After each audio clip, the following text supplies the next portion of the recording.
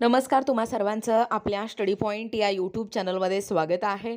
तर new labour law gratuity calculator gratuity नियम तर बदलले. आता 6,00,000, 12,00,000 आणि 24,00,000 रुपये CTC असलेल्यांना नक्की किती मिळणार याबद्दल संपूर्ण सविस्तर माहिती या व्हिडिओच्या माध्यमातून जाणून घेणार आहोत.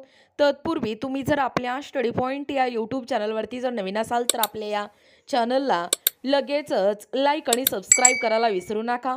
चला तर मग वेळ वाया न घालवता ग्रॅच्युइटी नियम तर बदलले, परंतु CTC असलेल्या नक्की किती मिळणार ते या ठिकाणी आपण जाणून घेऊया. बघा, या ठिकाणी तुम्ही टायटल पाहू शकता. टायटल काय आहे बघा, new labour law gratuity calculator. Gratuity नियम तर बदलले. आता 6,00,000, 12,00,000 आणि 24,00,000 रुपये CTC असलेल्यांना नक्की किती मिळणार पहा. अपडेट काय सांगतोय एकूणच या ठिकाणी पाहू शकता. नवीन कामगार कायद्यानुसार ग्रॅच्युइटीच्या गणनेवर थेट परिणाम करणारे 2 नियम बदलण्यात आले आहेत. पहिले म्हणजे फिक्स्ड टर्म आणि कंत्राटी कर्मचारी दोनही आता ग्रॅच्युइटीसाठी पात्र असतील. अशा कर्मचाऱ्यांना आता 1 वर्षाची सेवा पूर्ण केल्यानंतर ग्रॅच्युइटी मिळेल. परमनेंट कर्मचाऱ्यांसाठी 5 वर्ष सेवा पूर्ण केल्यानंतरच ग्रॅच्युइटी दिली जाईल. याचा अर्थ असा की या नवीन कायद्यात कायम कर्मचाऱ्यांसाठी कार्यकाळ नियम बदलले नाहीत, तर तात्पुरत्या किंवा निश्चित मुदतीच्या कर्मचाऱ्यांसाठी ते आता फक्त 1 वर्षापर्यंत मर्यादित करण्यात आले आहे. बघा, ग्रॅच्युइटीमध्ये मजुरीही सामील होणार. नवीन नियमानुसार ग्रॅच्युइटी गणनेमध्ये आता केवळ मूळ पगारच नाही तर महागाई भत्ता आणि इतर भत्ते देखील समाविष्ट असतील. कर्मचाऱ्याला मिळणाऱ्या सर्व फायद्यांच्या 50% जोडून ग्रॅच्युइटीची गणना केली जाईल. नवीन कामगार कायद्यानुसार जर एखाद्या कर्मचाऱ्यांचा मूळ पगार वाढला तर त्याचा PF आणि ग्रॅच्युइटी देखील वाढेल. बघा, अपडेट काय सांगतोय. या नवीन कायद्यानुसार ग्रॅच्युइटी कशी मोजली जाईल. समजा एखाद्या कर्मचाऱ्याला दरमहा एकूण 70,000 पगार मिळतो, ज्यापैकी 30,000 मूळ पगार म्हणून आणि 40,000 इतर भत्ते म्हणून दिले जातात. 10 वर्षाच्या सेवेनंतर इतर किती ग्रॅच्युइटी मिळेल.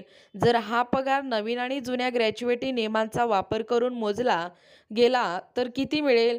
तर सध्याच्या या नियमानुसार ग्रॅच्युइटी 30,000 रुपयांवर काढली जाईल.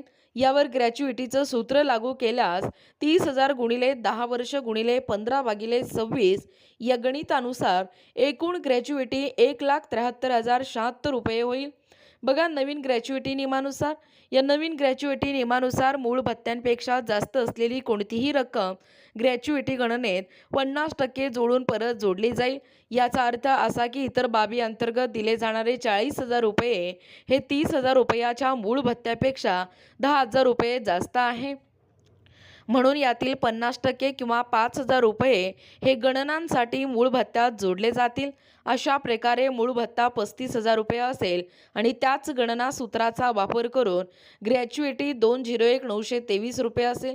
याचा अर्थ असा की या नवीन नियमांमुळे 29,000 रुपये अधिक ग्रॅच्युइटी मिळेल. बघा, 6,00,000 रुपयांच्या CTCवर किती ग्रॅच्युइटी द्यावी लागेल. समजा एखाद्याचा एकूण CTC 6,00,000 रुपये प्रतिवर्ष आहे आणि त्याचा मूळ पगार याच्या निम्म्या म्हणजे 3,00,000 रुपये आहे. सध्याच्या आणि नवीन नियमानुसार पूर्ण वर्ष काम करणाऱ्या व्यक्तीला किती ग्रॅच्युइटी मिळेल. जर मूळ पगाराच्या अर्धा म्हणजे 1.5 लाख रुपये HRA म्हणून दिले गेले आणि 36,000 रुपये PF मध्ये गेले तर एकूण पगार शिल्लक राहण्यासाठी कंपनीला सध्याच्या नियमानुसार इतर भत्त्यांसाठी 99,570 द्यावे लागतील. तर नवीन नियमानुसार 95 या ठिकाणी पाहू शकता. एकूणच इतर भत्त्यासाठी द्यावे लागतील. म्हणून ग्रॅच्युइटीची गणना करताना सध्याचे नियम फक्त 3,00,000 रुपयाच्या मूळ पगाराचा विचार करतील. नवीन नियमानुसार मूळ पगारात इतर भत्त्याचे 95,000 रुपये जोडून ग्रॅच्युइटीची गणना केली जाईल. बघा, 12,00,000 रुपयांच्या CTCवर गणना कशी केली जाईल. जर एखाद्या CTC 15,00,000 रुपये असेल तर सध्याच्या नियमानुसार मूळ पगार 6,00,000 रुपये असेल. यातील 50% म्हणजेच 3,00,000 रुपयाचा HRA आणि मूळ पगाराच्या 4.81% म्हणजेच 28,860 रुपये ग्रॅच्युइटी योगदान असेल. त्यानंतर 72,000 रुपये PF मध्ये योगदान दिल्यानंतरही कंपनीला उर्वरित रक्कम भरण्यासाठी इतर भत्ते म्हणून 1,99 म्हणजे 1,99,140 रुपये द्यावे लागतील. म्हणजे 1.90 लाख रुपये इतर बाबींमध्ये दिले जातील. सध्याच्या नियमानुसार ग्रॅच्युइटी मोजण्यासाठी फक्त 6 लाख रुपयाचा मूळ पगार या ठिकाणी विचारात घेतला जाईल. तर नवीन नियमानुसार 7.90 लाख रुपयांवर ग्रॅच्युइटी मोजली जाईल. बघा 24 लाख रुपयाच्या CTCवर गणना कशी करावी. जर एखाद्या कर्मचाऱ्यांचा CTC 24 असेल तर त्यातील 50% म्हणजेच 12 लाख मूळ पगार असेल आणि त्यातील 50% म्हणजेच 6 लाख HRA असेल. या मूळ पगाराच्या 12% म्हणजेच 1.44 लाख रुपये PF मध्ये जातील आणि सध्याच्या नियमानुसार 3,98,280 रुपये इतर बाबींमध्ये दिले जातील. तर नवीन नियमानुसार 3,80,002 रुपये दिले जातील. जेव्हा ग्रॅच्युइटीची गणना केली जाते तेव्हा सध्याच्या नियमानुसार गणना फक्त 1.2 लाख रुपयांवर आधारित असेल. तर नवीन नियमानुसार ग्रॅच्युइटीची गणना 15.80 दशलक्ष रुपयांवर केली जाईल. बघा एकूणच अशा पद्धतीने या ठिकाणी आत्ताच पाहिल्याप्रमाणे ही जी महत्त्वपूर्ण अशी अपडेट आहे, म्हणजेच या ठिकाणी जी ग्रॅच्युइटी नियम आहेत ते तर बदलले, परंतु 6 लाख, 12 लाख आणि 24 लाख रुपये CTC असलेल्यांना नक्की किती मिळणार याबद्दल संपूर्ण सविस्तर माहिती या व्हिडिओच्या माध्यमातून जाणून घेण्याचा प्रयत्न केलेला आहोत.